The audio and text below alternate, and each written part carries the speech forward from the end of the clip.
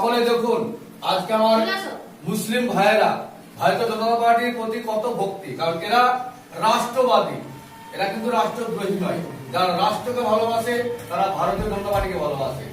আগামী দিনে এই পশ্চিমবঙ্গের যদি কোনো কেউ উন্নতি করতে পারে একমাত্র ভারতীয় জনতা পার্টি। আজকে ভাইরা শিক্ষাগত যোগ্যতা অর্জন করেছে, সকলে বিএ পাস করে বসে আছে, কোনো কাজ নেই। কেন কাজ নেই? পশ্চিমবঙ্গের কাজ একেবারে শেষ। আজকে দিদি বলে কি চপ শিল্প, এইসব শিল্প নিয়ে ব্যস্ত, এইসব ভাইদের কথা ভাবে না। আর 1,500 টাকা দিয়ে ভাইদের পঙ্গু করে দিয়েছে।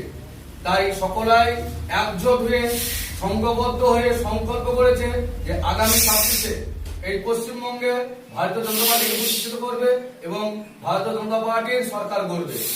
এবং সকলকে কথা দিয়ে যাচ্ছি, ভারতীয় জনতা পার্টির সরকার গঠন করলে পরে শিক্ষিত ভাইদের শিক্ষাগত যোগ্যতা অনুযায়ী সকলে নিজে নিজের কাজ পাবে।